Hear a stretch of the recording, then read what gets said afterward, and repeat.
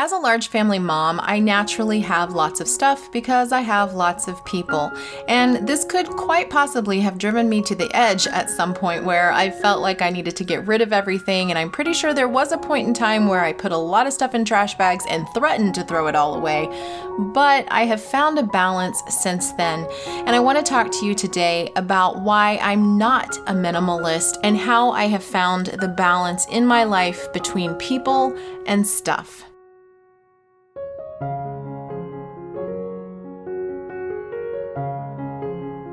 Hello, friends. Welcome to the Raising Arrows podcast. I'm Amy Roberts from raisingarrows.net, and this is episode number 151, Why I'm Not a Minimalist. This was actually a question that was sent in by a listener, and while I answered her via email, I also told her this would be a fantastic podcast, so hopefully she's listening today as I elaborate a little bit more on why I am not a minimalist. Before we go any further, I want to share with you that today's podcast sponsor is Zookeeper. I will be sharing more about them here in a little bit. So in this listener's question, she mentioned another podcaster, YouTuber, who talks about minimalism. And there is so much to love about minimalism because the less stuff I have around me, the less eye clutter I'm dealing with, definitely the calmer I am about things. However, in a large family household, true minimalism is really, really hard to reach. And minimalism has kind of lost favor in the last few years. It was really, really big there for a time. And I remember watching YouTube videos about it and considering it and pondering it. And then I got to thinking about the fact that there are so many different dynamics in my household that minimalism was really not a reasonable thing for me to try to embrace, and actually would end up stirring up strife in my household if I tried to implement a truly minimalistic attitude for our home. That said, years ago, I actually did a series on my blog called Half My Stuff Saturday. And every Saturday, I was decluttering the house and documenting it and trying to get rid of half of the things in each room that I decluttered. So I have always been somebody who enjoys decluttering. I actually even have a decluttering template on my blog that I'll link to in the show notes because I do regularly declutter my house. And we'll talk about that later on in the podcast. But I have always felt this need to get rid of things. In fact, it's very relaxing to me to get rid of things. And I think that's because I already have so much in my life that getting rid of stuff helps me to calm down and to relax and to not feel quite so overwhelmed, because stuff does tend to equal overwhelm. If you have a lot of things right in your view, it's going to be difficult for you to be able to focus. Some of that is because you are trying to deal with the fact that some of those things don't have a place. You don't know what to do with them. You know in the back of your head you need to fix that. You need to take care of that. They're kind of like sitting there taunting you, or they need to be put away, or they belong to someone else. There's always kind of this running narrative in your head that you need to take care of that. You need to take care of that. And so I used to tell moms, especially when you have young children and you're homeschooling, before you start homeschooling, take care of the eye clutter. And I actually still do that to this day. I get rid of the eye clutter in the area that we are going to be homeschooling in so that I don't have those things continually taunting me, wanting me to take care of them. This could be anything from dishes that have piled up, flat spaces that have way too much stuff on them, a dining room table full of things that you need to put away, a coffee table that is just stacked to the brim with books that aren't neatly put together, and things that just are telling you over and over while you're trying to do something else that they need your attention. So when you are trying to homeschool or even just be a parent, if you've got all these things in your view, asking you to be put away, asking you to take care of them, you aren't going to be as effective. Now, some people can completely ignore that, and kudos to them. I'm not one of those people. I see all of it. I need the ones that are really screaming the loudest to be gone. And that is why at one point in time, I really thought, you know what, if I just didn't have this stuff, then I wouldn't have to worry about this. But the truth of the matter is, no matter how much you get rid of, there will always be more to get rid of. There will always be things coming into your home. It is little decisions every single day that have to be made that help you to create a peaceful home. So first of all, we're going to talk about the potential issues I see with the concept of minimalism, particularly for the large family mom. And then I'm going to talk about ways to actually do the very best you can to manage the stuff that is in your home. Hopefully we can get through this in a reasonable time because there's so much here to chew on. But first, I want to share with you about Night Zookeeper. At nightzookeeper.com, they have created an online learning platform that is a full language art curriculum for children ages 6 to 12. It's focused on making learning fantastically fun with all kinds of engaging storylines and characters, and it's a great way to get your child really thinking creatively and thinking in a way that is cohesive and makes sense and communicates exactly what you're wanting from a language arts program. It covers reading comprehension, writing, spelling, grammar and punctuation, and vocabulary building. There are thousands of interactive games and lessons and creative writing prompts to choose from every single day, and you get personalized feedback from a team of expert tutors, which provides kind of a gentle way to encourage your kids to keep writing and keep thinking about their writing. There is a parent dashboard where you can keep track of progress and set your own assignments, but you can also be hands-off if you want to be, because you do have those tutors there who are walking alongside your child and checking the work that they are doing and helping them to be better writers. There are weekly competitions and prizes for kids who like to feel rewarded, but that is entirely optional. And most importantly, you get a 7-day free trial to check it out, and if you choose to buy the annual subscription, it is 50% off. So check out the link in the show notes to Night Zookeeper and consider whether something outside the box of your typical language arts curriculum might be just the thing your child needs to start writing and writing well. Okay, so the first potential issue I see with minimalism, particularly for a large family mom, is just the simple fact of logistics. I have more kids, I have more stuff. It's just the truth of the matter. The more people that you have in a home, the more stuff you are going to have. I'm going to have more clothes, I'm going to have more shoes, food, dishes, all kinds of things are going to be more because I have more people living here. It's just the fact of the matter. So sometimes when you're watching minimalist YouTube channels, sometimes you're looking at somebody who has no kids or somebody who has just a couple of kids. Their life is going to look totally different anyway. I have seen some minimalist YouTubers that have large families. Absolutely, they are out there. But I am not able to relate, unfortunately, with a lot of what they are doing. And that is because of my number 2 potential issue that I see with minimalism.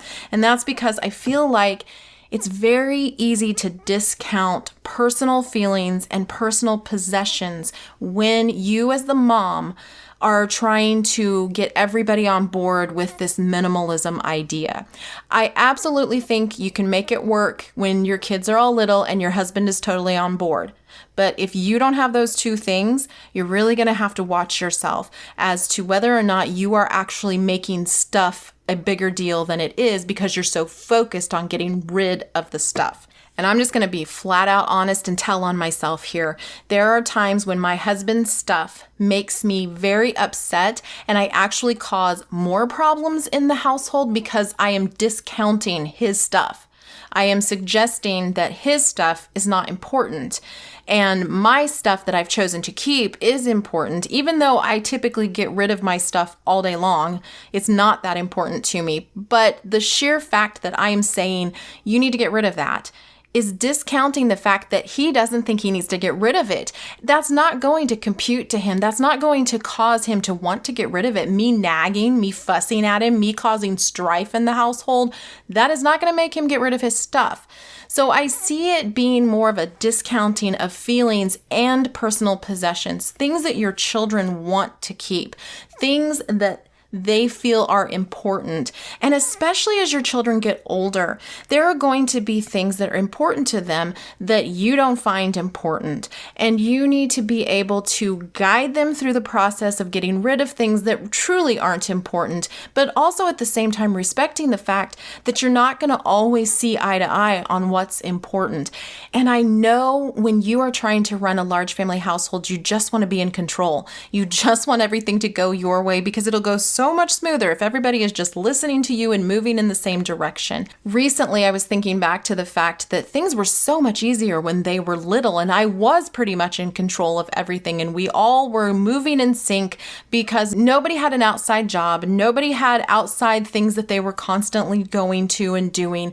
They didn't really have lives outside of the family entity because I was shuttling them here and there and everywhere, and now they're shuttling themselves, or they have a life of their own, or they have interests that have blossomed into something that is not exactly what I had been orchestrating when they were younger, and that's because they're all individuals, and I need to learn to respect that. And when you try to be a minimalist in a household of individuals, even though we're all in the same family, and we all need to respect that fact that we're in a family and that we can't live in a pigsty, we also have to respect the individuality of each of those people and their possessions. So that is one of the big problems I see with minimalism is I just don't think it respects the individuals, especially when they're older and they have their own passions and interests and their own stuff. Now, that said, you absolutely need to have certain boundaries and rules within your household.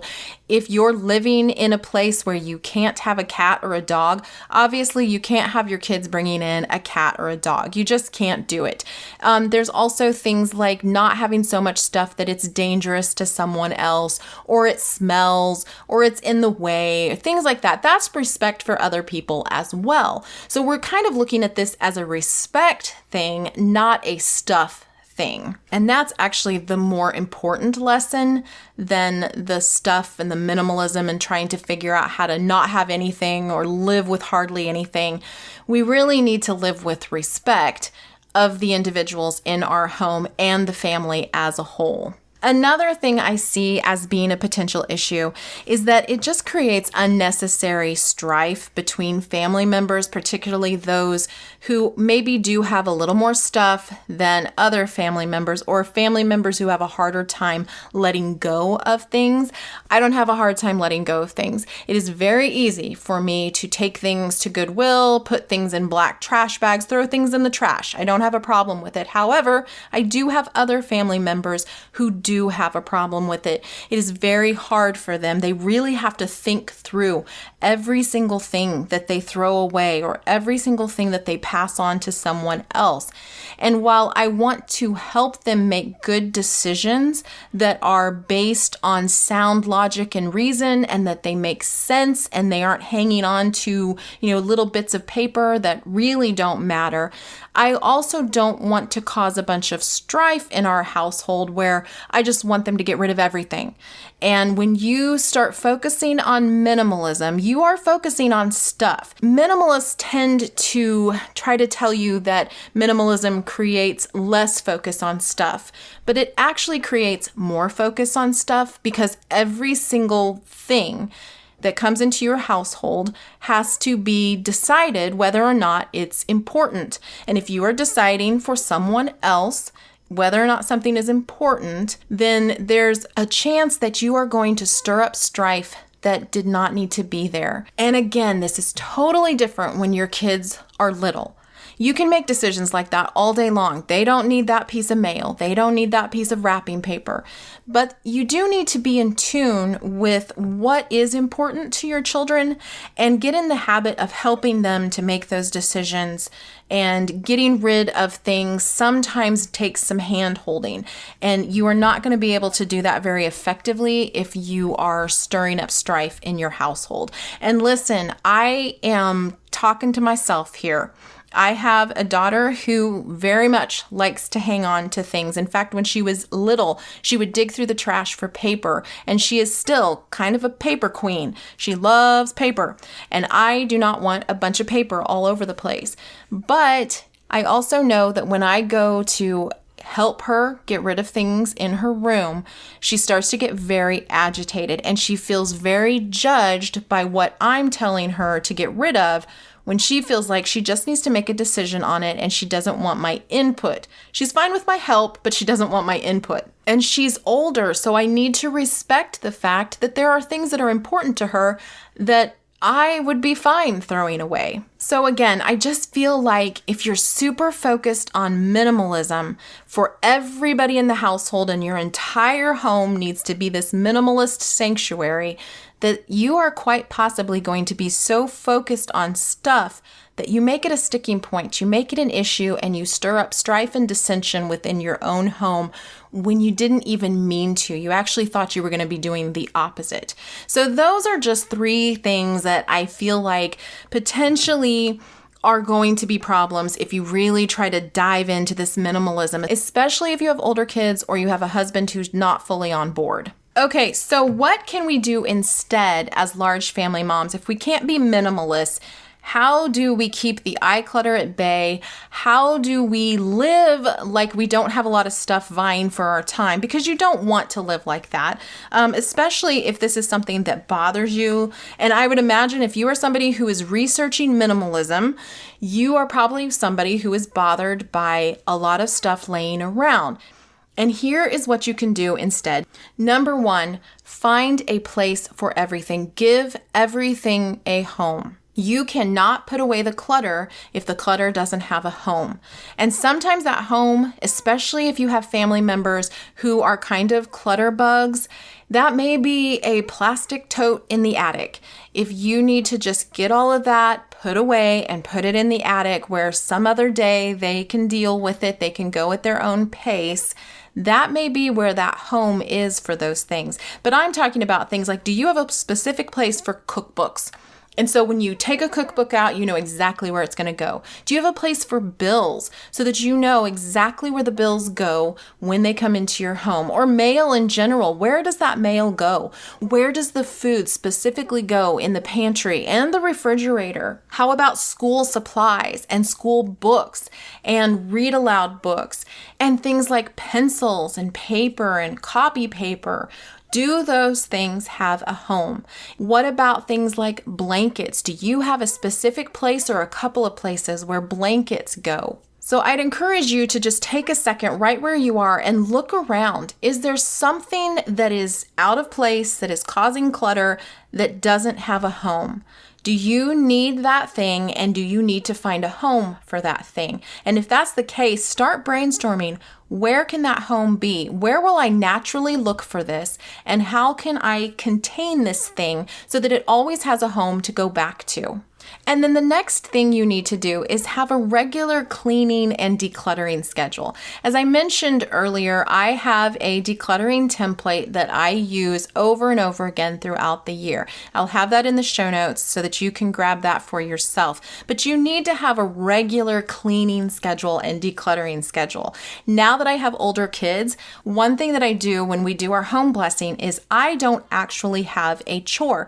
All of my kids have chores, and what I'm doing the entire time that they're working is I am decluttering. I am taking all those things that have been misplaced, taken out of their home, and I am putting them back into their home and getting rid of anything that I don't need, don't want, it shouldn't be there anymore. But I am really spending a lot of that time returning things to their homes. You need to have a time when you do that. I remember back when I was a fly lady, fly baby, as they call it, that was one of the biggest things that helped me was the hot spot cleaning at the end of the day. I think she had you do it like a couple of times a day. It was like set your timer for 15 minutes and clear off all of those hot spots, those flat surfaces that seem to collect things. If you just take a little bit of time each day, 5, 10, 15 minutes, clear off that section, you will eventually have that section clear. Now, it's going to keep getting messy because that's just what hot spots do. That's just what houses do. And especially with a lot of people, that's what they do. But if you have a regular cleaning schedule, a regular time that you go in and you put everything back in its place and you declutter at some point during that time frame, you will have a home that is much more peaceful, much more calm, and it will feel more minimalist because everything has a place and it's in its place. Misty Winkler of Simply Convivial calls it EHAP. Everything has a place, and they do a daily EHAP where they put everything back. And we actually do that as well. We call it tidy up time. It happens before they get to watch TV at 4 p.m. and they have to clean up the main level. We also have a tidy up time before we start the home blessing. All of the kids pitch in, and then I do the deeper stuff, the putting away of things that they don't know where they belong, or the decluttering of things that I need to be in charge of rather than them. So have some sort of regular schedule and start small. You don't need to have some big, gigantic schedule like I do now. I started small. I started with this time frame every single day. So the 4 o'clock tidy up, that was something I started years ago. And that may have been like the only time during that day anything got cleaned up because I was busy with lots of little kids.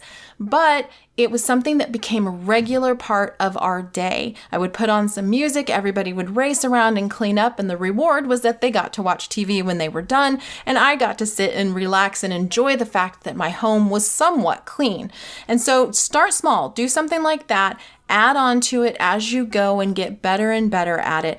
It will keep things feeling much more minimal when things are in the place they are supposed to be. And finally, stop focusing on stuff. Like I said earlier, the minimalist movement tends to focus on stuff, even though they think they're not focusing on stuff. And someone who is acquiring and hoarding those things is also focused on stuff. Focusing on stuff does not create a very peaceful heart. A peaceful heart does not feel the need to acquire. And a peaceful heart does not feel stressed over every single little thing that they see come into their home or that's laying around. I do agree with the minimalist movement in having things be purposeful and peaceful. I absolutely want that for you. I think that is very, very important. I even wrote a book about creating a peaceful home. That's kind of this step-by-step guide of creating this peaceful atmosphere in your home. But I do not believe as a large family mom that you can pare everything down to the bare bones and really live in a way that is comfortable for everybody. I think you will find that you are more stressed about managing less stuff than you are about managing the right amount of stuff. And that's where that balance is. And that's why I say have the regular cleaning schedules, the regular times that you declutter, go through things and put them back in their place. Make sure that you do have a place for everything. And you will be much more peaceful because you have the things that you need. You have a few of your wants as well. And you are able to stop thinking about it all the time because everything is in its place. And if you need it, you can then get it. And if you declutter regularly, you can decide then, did I really use this? Is this really important to my well-being? Is this really important to my large family? Do we need to keep this thing? And if you don't, get rid of it. Get it out of there. You're not going to miss it anyway because you probably didn't use it. And make decisions when there's not a lot of emotion involved in it. And then really consider the things that are coming into your home that you actually control. There are some things that are going to come into your home that you cannot control. The papers that the kids got from Sunday school, you can't control that. And you can put them on the refrigerator for a while and then they can hit the trash. The rocks that the kids picked up somewhere, bring them in, enjoy them for a little bit, put them on the nature table, and then find a way to put them outside. Have a rock garden in your yard where all of those random rocks the kids pick up go in there so that every time you go outside, you can enjoy them out there, but they don't have to be in your home cluttering up your space. There are lots of creative ways to deal with the stuff that naturally comes from having a large family that does not involve just getting rid of it all. And I would encourage you to really consider the people in your home and the relationships in your home long before you focus on the stuff in your home. Thank you, friends, so much for listening to this episode of Raising Arrows. Please check out nightzookeeper.com. Again, that link is going to be in the show notes. You get a 7-day free trial, and if you buy the annual subscription, it is 50% off. So check that out in the show notes. As always, Raising Arrows is your home for large family homemaking and homeschooling. We will see you next time.